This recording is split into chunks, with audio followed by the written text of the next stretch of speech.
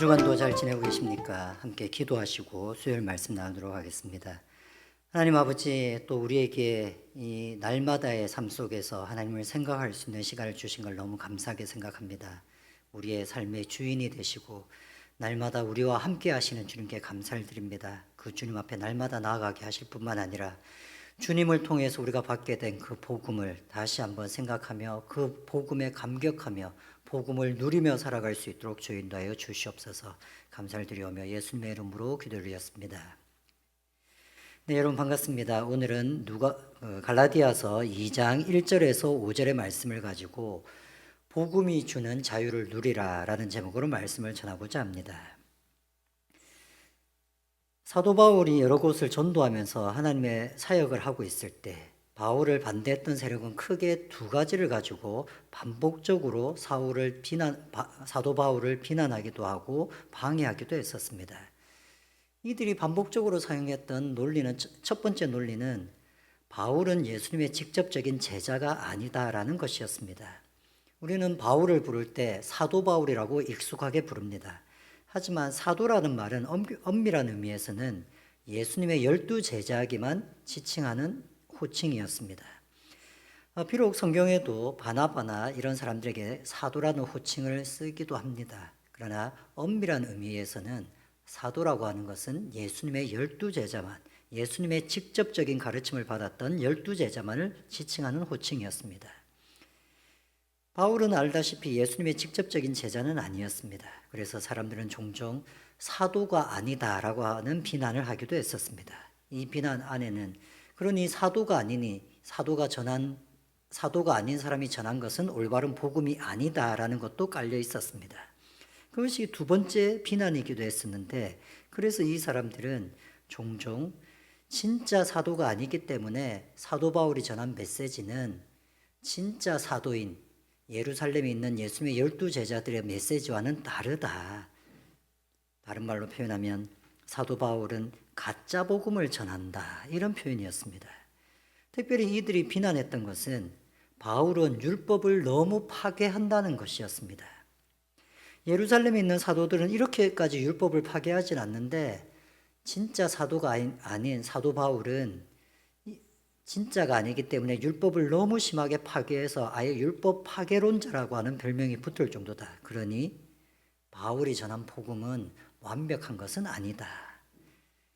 이런 비난과 방해는 반복적으로 이루어졌습니다. 그래서 사도 바울은 편지를 쓸 때마다 이 두 가지를 늘 염두에 두면서 썼던 것으로 보입니다. 그래서 한편으로는 내가 직접 예수님을 경험했고 그 예수님께서 자신이 메시아라는 것을 나에게 보여줬다. 그러니 나도 올바른 사도이다라고 얘기하는 것을 강조했고, 또 한편으로는 지금 내가 전하는 복음이 12사도들과 다를 것이 하나도 없다. 그들도 나와 똑같이 율법에 대해서 한결같은 입장을 보인다. 이런 것을 반복적으로 보여주었습니다. 오늘 본문은 그 두 가지가 잘 드러나는 본문입니다. 그래서 갈라디아서라고 하는 편지는 갈라디아라고 하는 지역에 보낸 편지입니다. 갈라디아는 경상도보다 좀 더 큰 땅이지만 경상도처럼 어떤 땅의 한 부분을 지칭하는 용어입니다. 사도 바울은 3번의 전도 여행을 떠났는데 그 3번의 전도 여행 중에 첫 번째로 갔던 곳이 갈라디아 지역이었습니다. 생각해보면 그래서 첫 번째 지역이었기 때문에 선교사로서는 미숙한 부분도 있었겠지만 또 개척자처럼 불도저같이 앞으로 한 걸음 한 걸음 나갔던 것도 첫 번째 전도 여행이었습니다. 이때는 사람들이 잘 가지도 않는 시골과 오지를 찾아다니면서 전도를 했고 예상치 못하게 많은 사람들이 예수님을 구주로 영접했습니다. 하지만 그 당시의 시골이 그렇듯이 거기는 글자를 아는 사람도 많지 않았고 그저 누구 말에 잘 속는 사람들도 많이 있었던 것으로 보입니다. 그래서 이 갈라디아 사람들이 예수님을 믿고 나서 얼마 되지도 않았는데 다른 유대인들이 와서 바울은 진짜 사도가 아니고 바울이 가르친 것이 진짜도 아니다라고 얘기를 하자 금방 그 사람들의 말에 넘어가게 됩니다. 이 소식을 들었던 사도 바울은 애타는 마음으로 또 급한 마음으로 편지를 적어서 갈라디아 교회에 보냅니다. 이것이 오늘날 우리가 보고 있는 갈라디아서입니다. 바로 2장부터는 이 문제로 들어갑니다. 자신을 비난하는 문제, 그리고 율법을 지켜야만 구원을 얻는다는 그 문제를 이렇게 시작합니다. 갈라디아서 2장 1절 2절입니다. 14년 후에 내가 바나바와 함께 디도를 데리고 예루살렘에 올라갔나니 계시를 따라 올라가 내가 이방 가운데서 전파하는 복음을 그들에게 제시하되 유력한 자들에게 사서로이 한 것은 내가 다름질하는 것이나 다름질한 것이 헛되지 않게 하려 함이라. 바울은 갑자기 자기가 예루살렘에 올라갔던 이야기를 합니다. 왜 갑자기 예루살렘에 갔던 이야기를 할까요? 사도 바울은 자신이 예루살렘에 올라가서 12사도한테 뭔가를 배워와서 가르치는 것이 아니다. 내가 예루살렘에 올라가서 사도들을 만난 적은 있지만 그래서 사사로이 만났다고, 개인적으로 만났다고 얘기하는데, 그렇게 만난 적이 있지만 그것은 14년이나 지난 후다, 이렇게 얘기합니다. 14년 후. 그럼 언제로부터 14년이 흘렀다는 것일까요? 이것은 사도 바울이 예수님을 믿고 나서 14년이 되었다는 얘기입니다. 다메섹길로 가는 길에 예수님을 경험하고 나서 그 후에 14년 만에 내가 예루살렘에 올라가서 사도들을 만났다. 그러니 14년 동안 복음도 전하고 사람도 가르치고 안디옥 교회도 있었는데, 이런 것을 생각해 본다면 내가 사도들한테 배워서 복음을 전한 것이 아니다, 이렇게 항변하는 것입니다.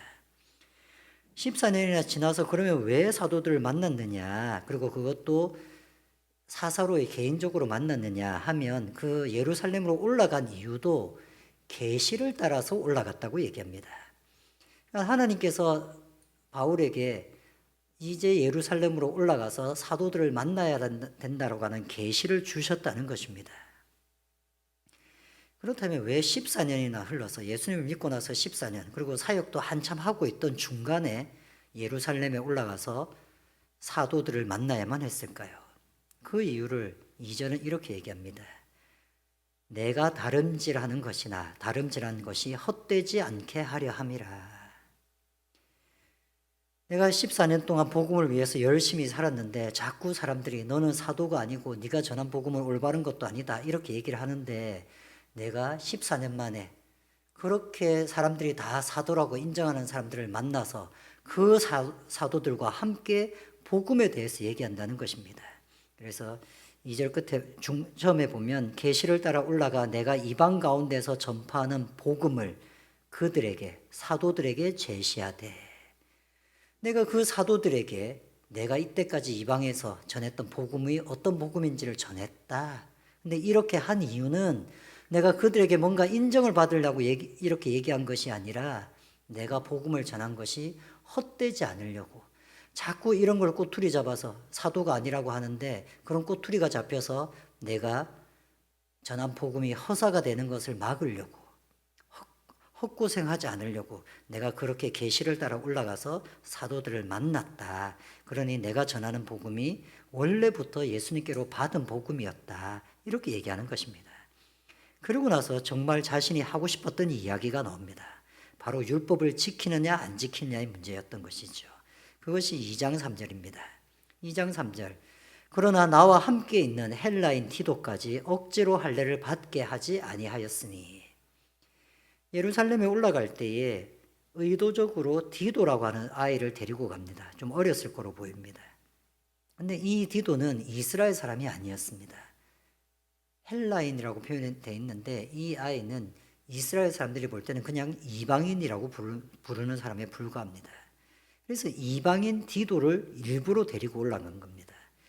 근데 일부러 데리고 올라갔을 뿐만 아니라 억지로 할례를 받게 하지 않았다라고 얘기합니다. 이미 이 디도는 사도 바울을 통해서 예수님을 믿게 된 그리스도인이었습니다. 그리스도인이긴 한데 이스라엘 사람은 아니고, 그리스도인이긴 한데 율법에 맞추어서 할례를 받은 것도 아닌 딱 그 상태로 데리고 올라갔고, 그 상태를 유지하면서 12사도를 만났다는 것입니다.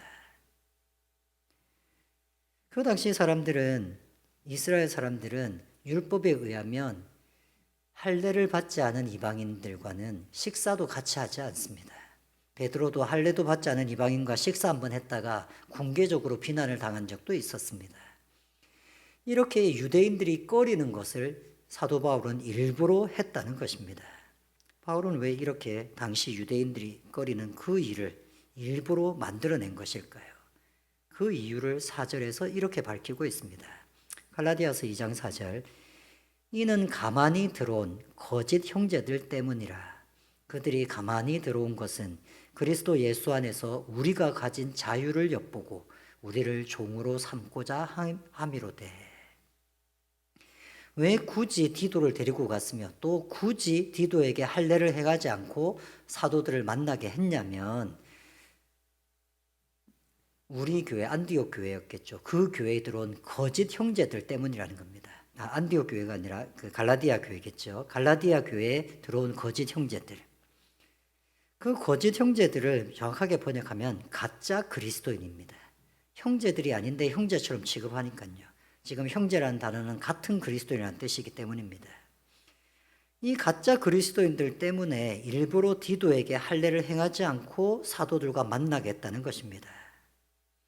이 가짜 그리스도인들을 행동은 가만히 들어왔다고 표현합니다. 가만히 들어왔다는 말은 어느 누구도 이 사람들이 교회 안으로 들어올 때에 위협적이라고 생각하지 않았던 것 같습니다.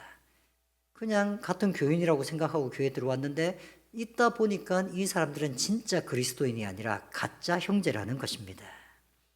근데 이 가짜 그리스도인, 가짜 형제, 이 사람들이 진짜 하고 싶었던 이 일 때문에 사도 바울은 이 사람들은 가짜 그리스도인이라고 판명할 수 있었습니다. 이 사람들이 진짜 하고 싶었던 목적이 이어서 나옵니다. 그들이 가만히 들어온 것은 그리스도 예수 안에서 우리가 가진 자유를 엿보고 우리를 종으로 삼고자 함이로되. 즉 바울은 할례를 받지 않고 구원을 받을 율법의 자유라는 것이 있는데, 율법을 안 지켜도 의인이 될 수 있는데, 가짜 그리스도인은 율법을 꼭 지켜야만 된다고, 하나님의 자녀가 되었으면 하나님의 말씀에 있는 레위기나 민수기에 있는 이 율법을 꼭 지켜야만 된다고 그렇게 주장하는 사람들에게 우리의 자유를 엿보고 종으로 삼으려고 하는 것이다 라고 얘기하는 것입니다. 바울은 이것을 매우 중요한 문제라고 생각했습니다. 율법을 지켜도 되고 안 지켜도 되고 이런 문제라고 생각하지 않았습니다. 참 이상하게도 먼 훗날 바울은 율법을 지켜야 되는가 안 지켜야 되는가, 안식일은 지켜야 되는가 안 지켜야 되는가, 음식법은 지켜야 되는가 안 지켜야 되는가, 이런 질문을 던졌을 때에 그 질문에 대한 대답을 로마서 12장부터 14장까지는 이렇게 대답을 합니다. 각각 자신의 마음대로 정할지니, 자신이 마음에 합당한 대로 정해라. 그런 문제는 율법을 지키는 사람도 주를 위해서 지키고 율법을 안 지키는 사람도 주를 위해서 안 지키는 것이니까 어찌됐거나 상관없이 다 우리가 한 형제다. 그런 것들은 알아서 결정해라. 이렇게 얘기를 했습니다. 그러나 지금은 다릅니다. 지금은 그렇게 얘기하지 않습니다. 지금은 율법을 꼭 지켜야 된다는 사람에게 아니야, 이 사람들은 거짓이야, 가짜야, 진짜 그리스도인이 아니야. 왜냐하면 이들은 우리의 자유를 흐트러뜨리는 사람이야. 우리의 자유를 파괴하는 사람이야. 우리의 자유를 바꿔서 종으로 삼으려는 사람이야. 지금 바울은 복음을 지키는 방법이 무엇이라고 얘기하는 것이냐면, 복음이 갖고 있는 자유의 성격을 지켜야만 복음이 복음다워진다고 얘기하고 있는 것입니다. 복음이 주는 자유를 해치면 복음의 가치가 훼손된다고 얘기하는 것입니다. 복음의 자유는 그렇게 중요합니다. 그래서 이 복음의 자유를 해치지 않게 하기 위해서 자신은 이 편지를 쓴다고 하면서 2장 5절은 이렇게 얘기합니다. 그들에게, 가짜 그리스도인들이죠, 그들에게 우리가 한시도 복종하지 아니하였으니, 그 사람들이 하는 말을 한마디도 우리가 들어주지 않았으니, 이는 왜냐하면 복음의 진리가 항상 너희 가운데 있게 하려 함이라. 이때 말하는 복음의 진리는 복음의 자유를 지키는 것입니다. 복음 안에는 자유로움이 있는데 그 자유로움을 지키지 못하면 복음이 훼손된다고 보는 것입니다. 복음은 어떤 자유를 줄까요? 복음은 예수님이, 오직 예수님만이 내 죄를 해결하신다, 이것 하나만 믿고 나면 나머지 것은 아무 상관이 없다. 여기서 나오는 자유입니다. 예수님만 붙잡고 있으면 우리가 한 형제지, 나머지 것은 아무렇게나 해도 상관없어. 근데 사도 바울은 이 거짓 형제들은 예수 그리스도가 없으면서 오로지 율법만 지키게 하려고 하는 것으로 보였습니다. 그래서 이들은 가짜 그리스도인이며 이들의 말은 한마디도 들어줘서는 안 된다. 이렇게 얘기한 것입니다. 먼 훗날 같은 그리스도인 안에서 율법을 지키는 것이 예수님의 뜻이냐, 율법을 안 지키는 것이 예수님의 뜻이냐라고 싸우고 있을 때는 그것은 각자 결정하라고 얘기했습니다. 하지만 지금은 이 율법을 예수님과 바꿔치기 하려는 자들에게는 이 사람들은 가짜 그리스도인이라고 비난하는 것입니다. 우리는 이런 복음의 자유를 누려야 됩니다. 그것은 마음대로 행동하라는 것이 아닙니다. 복음이 주는 자유가 사도 바울이 갈라디아에서 얘기하는 복음의 가장 큰 특징 중에 하나입니다. 그래서 이 복음이 갖고 있는 자유를 조금이라도 훼손되면 복음의 진리가 망쳐져 버린 것이라고 얘기하는 것입니다. 여러분은 복음하면 자유라고 생각되십니까? 복음은 우리를 자유롭게 만듭니다. 예수님을 믿고 나면 이 땅을 살아갈 때에 꺼리낄 것이 거의 하나도 없습니다. 오로지 예수님이 싫어하시는 것이 무엇인가만 생각하면 됩니다. 그것은 그렇게 많지 않을 것입니다. 우리는 복음 안에 있는 자유를 누릴 수 있어야 됩니다. 복음이 주는 자유를 누리지 못하면 복음의 진짜 모습을 누리지 못하는 것입니다.